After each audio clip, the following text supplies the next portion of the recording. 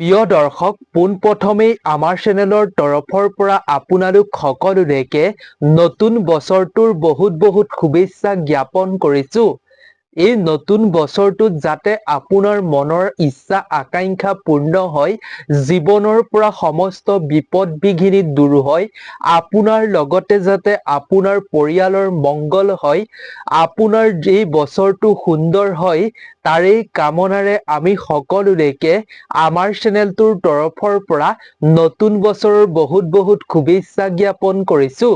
প্ৰিয় দৰ্শক, কালিলৈ হৈছে নতুন বছৰ অৰ্থাৎ 2026 বৰ্ষৰ প্ৰথমটো দিন 1 জানুৱাৰী।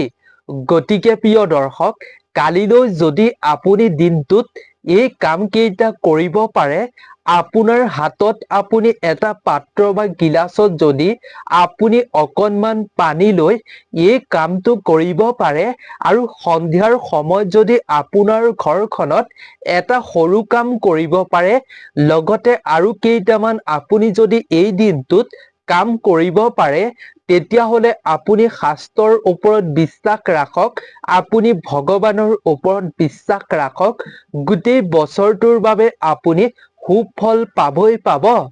আপোনাৰ জীৱনৰ পৰা, আপোনাৰ ঘৰখনৰ পৰা ৰোগ ব্যাধিৰ সমস্যা দূৰ হ'ব। ৰোগ ব্যাধি আপোনাৰ ঘৰখনত প্ৰায় কম হোৱা দেখিবলৈ পাব আৰু বছৰটো আপোনাৰ বাবে, আপোনাৰ ঘৰখনৰ বাবে অতি মংগলদায়ক হ'ব বুলি কোৱা হৈছে শাস্ত্ৰত। গতিকে অতি ফলদায়ক বুলি কোৱা হৈছে শাস্ত্ৰৰ অনুসৰি এই নৱবৰ্ষৰ প্ৰথম দিনটোত এইকেইটা কাম কৰাটো। প্ৰিয় দৰ্শক, 2026 বৰ্ষৰ প্ৰথম 1 জানুৱাৰীৰ দিনটো এই বছৰত পৰিছে বৃহস্পতিবাৰৰ দিনটোত। গতিকে আপোনালোকে নিশ্চয় জানে, বৃহস্পতিবাৰৰ দিনটো ভগৱান বিষ্ণুৰ নামত উৎসৰ্গিত কৰা হয়। লগতে এই বৃহস্পতিবাৰৰ দিনটো হৈছে গুৰুবাৰ। এই গুৰুবাৰত কিছুমান কৰ্ম কৰাটো অতি ফলদায়ক হ'ব বুলি আপোনাৰ বছৰটো কোৱা হৈছে।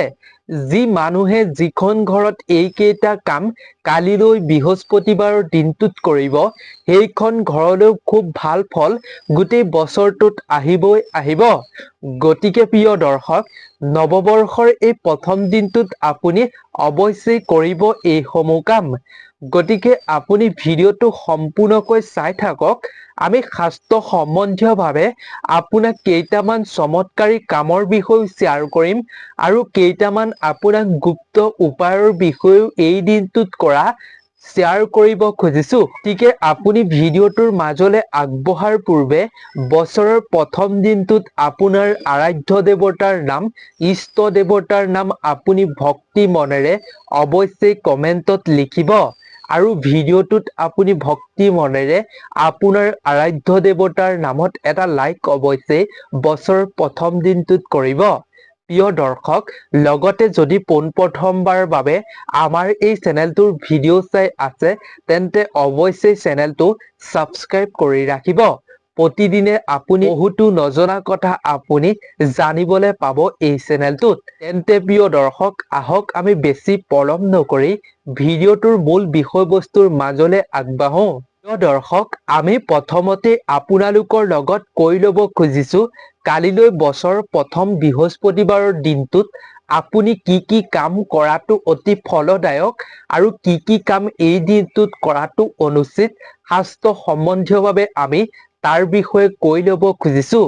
আৰু তাৰ পাছত আমি আপোনালোকৰ লগত কেইটামান বিশেষ গুপ্ত চমৎকাৰী উপায় শ্বেয়াৰ কৰিম, যি উপায়ে আপোনাক বছৰটোত উন্নতি হোৱাত সহায় কৰিব, জীৱনৰ পৰা বিভিন্ন সমস্যা নাশ কৰাত সহায় কৰিব, বিভিন্ন ৰোগ ব্যাধিৰ পৰা আপোনাক ৰক্ষা কৰাত সহায় কৰিব, লগতে আপুনি ভগৱানৰ লগত নিজকে সংযোগ বা ভগৱানৰ কৃপা দৃষ্টি পোৱাৰ বাবে আপোনাক সক্ষম কৰিব এই উপায় কৰাৰ দ্বাৰা। গতিকে আপুনি কেৱল ভিডিঅ'টো সম্পূৰ্ণকৈ চাই থাকিব। প্ৰিয় দৰ্শক, শাস্ত্ৰত এই গুৰুবাৰ অৰ্থাৎ বৃহস্পতিবাৰৰ দিনটোত বহুতো প্ৰতিকাৰৰ বিষয়েও কোৱা হৈছে, যিসমূহ প্ৰতিকাৰ এখন ঘৰত কৰিলে বহুতো সুফল পাবলৈ সক্ষম হয়। উন্নতিৰ ক্ষেত্ৰত এই প্ৰতিকাৰ কৰিলে বিশেষকৈ প্ৰভাৱ পৰে। প্ৰিয় দৰ্শক, বৃহস্পতি গ্ৰহ বিশ্বৰ ব্ৰহ্মাণ্ডৰ সকলো গ্ৰহৰ ভিতৰতে আটাইতকৈ প্ৰভাৱশালী গ্ৰহ বুলি কোৱা হয়। আৰু শাস্ত্ৰত কোৱা হৈছে যে বৃহস্পতি গ্ৰহৰ ৰং হৈছে হালধীয়া। আপুনি ভগৱান বিষ্ণুক সন্তুষ্ট কৰিবলৈ হলে আপুনি এই দিনটোত আৰাধনা কৰাটো অতি ফলদায়ক বুলি গণ্য কৰা হৈছে শাস্ত্ৰত।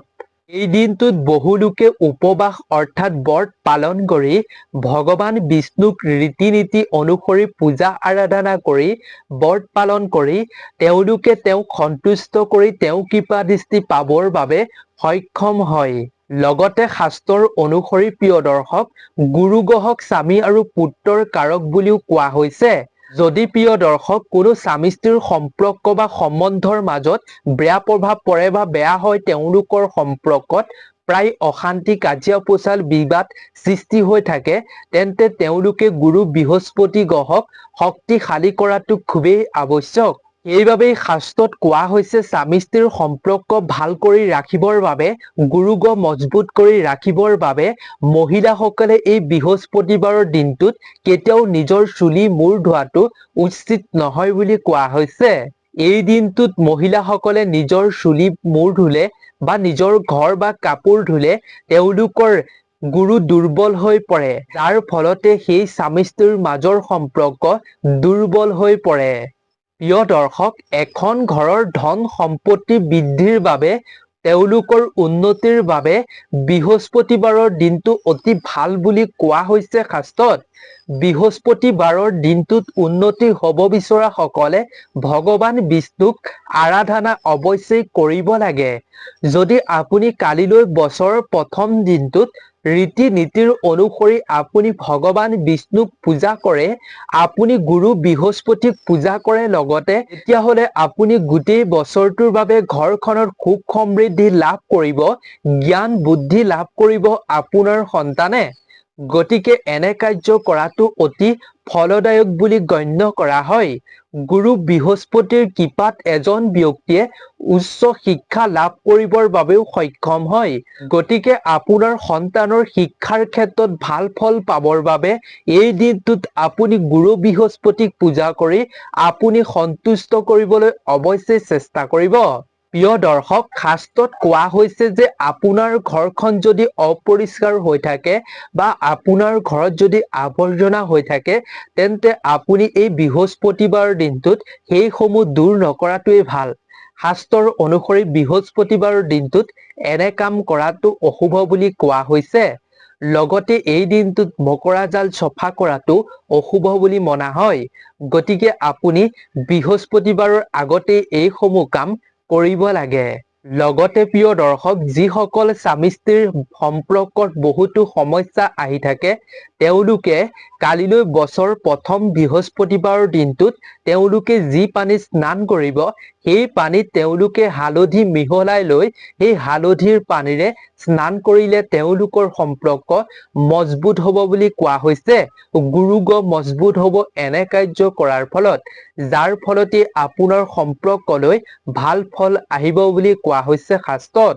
প্ৰিয় দৰ্শক, লগতে শাস্ত্ৰত কোৱা হৈছে যিসকলৰ ঘৰত প্ৰায় হাই কাজিয়া বিবাদৰ সৃষ্টি হৈ থাকে, ঘৰখনত মনোমালিন্য হৈ থাকে, ঘৰত মন নবহে, তেওঁলোকে থাকিবৰ বাবে অশান্তিৰ ফলত বিভিন্ন সমস্যা থাকে, তেওঁলোকে কালিলৈ বছৰৰ প্ৰথম দিনটোত বৃহস্পতিবাৰৰ দিনটোত তেওঁলোকে এই কাম অৱশ্যেই কৰিব। এটা পাত্ৰত তেওঁলোকে পানী ল'ব, সেয়া গিলাচেই হওক বা যিকোনো পাত্ৰই হওক, তেওঁলোকে এটা পাত্ৰ ল'ব আৰু সেই পাত্ৰটোত তেওঁলোকে অলপ হালধি দিব আৰু তাৰ পাছত গংগা জল দিব। সেইখিনি মিহলাই আপোনাৰ ঘৰৰ মন্দিৰ, গোসাঁই ঘৰৰ পৰা আদি কৰি আপোনাৰ গোটেই ঘৰখনতে ছটিয়াই দিব, আপোনাৰ মুখ্য দুৱাৰতো ছটিয়াই দিব। এনে কৰিলে আপোনাৰ নতুন বৰ্ষটোত এই হাই কাজিয়া বিবাদ ঘৰখনৰ পৰা দূৰ হ'বলৈ লাহে লাহে আৰম্ভ কৰিব বুলি কোৱা হৈছে শাস্ত্ৰত। লগতে প্ৰিয় দৰ্শক, কালিলৈ সন্ধিয়াৰ সময়ত আপোনাৰ ঘৰত থকা তুলসী গছজোপাৰ তলত এগছি শুদ্ধ প্ৰদীপ অৱশ্যেই অৰ্পণ কৰিব আৰু ঘৰৰ মুখ্য দুৱাৰতো আপুনি এগছি শুদ্ধ ঘিউ চাকি বন্তি অৰ্পণ কৰিব। ইয়াৰ দ্বাৰা আপোনাৰ ঘৰলৈ স্বয়ং লক্ষ্মী নাৰায়ণৰ আগমন ঘটিব। এই কাৰ্যই আপোনাক গোটেই বছৰটোৰ বাবে এক আচৰিত সুফল প্ৰদান কৰিব। প্ৰিয় দৰ্শক, এই কামসমূহ আপুনি নৱবৰ্ষৰ প্ৰথম বৃহস্পতিবাৰৰ দিনটোত কৰক। আপোনাৰ গোটেই বছৰটোত ধন সম্পত্তি ঘৰত বৃদ্ধি হ'বলৈ, ঘৰৰ উন্নতি হ'বলৈ আৰম্ভ কৰিব লাহে লাহে। লগতে প্ৰিয় দৰ্শক, কালিলৈ বছৰৰ প্ৰথম দিন, গতিকে আপুনি ৰাতিপুৱা সোনকালে শুই উঠিব আৰু তাৰ পাছত সূৰ্য উদয় হোৱাৰ লগে লগে আৰু তাৰ পাছত আপুনি স্নান কৰি শুদ্ধ বস্ত্ৰ পিন্ধি লৈ ভক্তি মনেৰে হাতত এটা পাত্ৰ ল'ব। আপুনি লোৱা পাত্ৰটো তামৰ হ'লে ভাল হয়। যদি তামৰ পাত্ৰ ঘৰত নাই তেন্তে আপুনি যিকোনো পাত্ৰ ব্যৱহাৰ কৰিব। কেৱল মনত ভক্তি ভাৱ ৰাখিব। তাৰ পাছত আপুনি হাতত সেই জলখিনি থকা পাত্ৰটো লৈ সূৰ্য উদয় হোৱাৰ পাছত আপুনি সূৰ্যলৈ চাই সেই জলখিনি আপুনি অৰ্পণ কৰিব। তাৰ পাছত সূৰ্য ভগৱানক আপুনি জল অৰ্পণ কৰাৰ পাছত ঘৰত আপুনি পুৱাৰ বেলাতে লক্ষ্মী দেৱী আৰু ভগৱান বিষ্ণুক আৰাধনা বা পূজা অৱশ্যেই কৰিব। এনে যিখন ঘৰত কৰিব সেইখন ঘৰ উন্নতিৰ পথত আগুৱাই যায়। আৰু সূৰ্য দেৱতাক এনেকৈ সন্তুষ্ট কৰিব পাৰিলে যিকোনো ব্যক্তি, যিকোনো মানুহৰে সকলো ক্ষেত্ৰতে খুব ভাল ফল বা সফলতা পাবলৈ সক্ষম হয় বুলি কোৱা হৈছে। লগতে প্ৰিয় দৰ্শক, যিসকলে চাকৰি ব্যৱসায়ত তেওঁলোকে অগ্ৰগতি হোৱাটো বিচাৰিছে, তেওঁলোকে গুড় আৰু চাউল একেলগতে তেওঁলোকে এটা টোপোলা আকৃতি কৰি লৈ বান্ধি তেওঁলোকে বোৱতী নৈত উটুৱাই দিব লাগে। এনে কৰিলে তেওঁলোকৰ ব্যৱসায় চাকৰিত অগ্ৰগতি লাভ কৰাৰ সম্ভাৱনা আছে বুলি জ্যোতিষ শাস্ত্ৰত কোৱা হৈছে। লগতে জ্যোতিষ শাস্ত্ৰৰ অনুসৰি এনে প্ৰতিক্ৰিয়া কৰিলে যি ব্যক্তিয়ে কৰিব সেই ব্যক্তিৰ ব্যৱসায়িক উন্নতি হ'ব, চাকৰিত পদোন্নতি হোৱাৰ সম্ভাৱনা থাকে আৰু শিক্ষাৰ ক্ষেত্ৰত জ্ঞান বুদ্ধি লাভ কৰি তেওঁলোকে সফলতা পাবলৈ সক্ষম হয় বুলি কোৱা হৈছে। সূৰ্য ঈশ্বৰৰ অসীম কৃপা থাকিলে আপুনি জীৱনত সফলতাৰ ক্ষেত্ৰত সুফল পাবই পাব। প্ৰিয় দৰ্শক, এটা আপোনাক গুপ্ত উপায়ৰ বিষয়ে শ্বেয়াৰ কৰিব খুজিছো এইবাৰ। আপুনি বহু কষ্ট কৰিও যদি আপোনাৰ হাতত টকা পইচা ৰাখিব পৰা নাই, আপুনি উপাৰ্জন কৰাৰ পাছতো আপোনাৰ হাতত ৰৈ নাথাকে টকা পইচা, তেনে ক্ষেত্ৰত আপুনি এই গুপ্ত উপায় কৰিব পাৰে। ইয়াৰ বাবে আপোনাক এটা এটকীয়া মুদ্ৰাৰ প্ৰয়োজন হ'ব আৰু আপোনাক এডাল ময়ূৰ পাখিৰ প্ৰয়োজন হ'ব। যদি আপুনি এটকীয়া এটা মুদ্ৰা আৰু ময়ূৰ পাখিৰে এই উপায় কৰে, তেতিয়া আপোনাৰ পকেট বা পাৰ্চ কেতিয়াও খালী নহয় বুলি কোৱা হৈছে জ্যোতিষ শাস্ত্ৰত। তাৰ বাবে আপোনাৰ পকেট বা পাৰ্চত আপুনি এটা এটকীয়া মুদ্ৰা আৰু ময়ূৰ পাখি যদি একেলগতে ৰাখিব পাৰে, তেনে কৰিলে শাস্ত্ৰৰ অনুসৰি আপোনাৰ মানি পাৰ্চ বা পকেট কেতিয়াও খালী নহয় আৰু হাতলৈ টকা আহিলে অবাবত বা বিনা কাৰণত খৰচ নহয় বুলি কোৱা হৈছে। কেৱল ইমানেই নহয়, জ্যোতিষ শাস্ত্ৰৰ অনুসৰি এনে কৰিলে আপোনাৰ উপাৰ্জনৰ নতুন উৎসৰ সৃষ্টি হ'ব বুলিও কোৱা হৈছে। প্ৰিয় দৰ্শক, আৰু এটা আপোনাক বিশেষ কামৰ বিষয়ে ক'ব খুজিছো।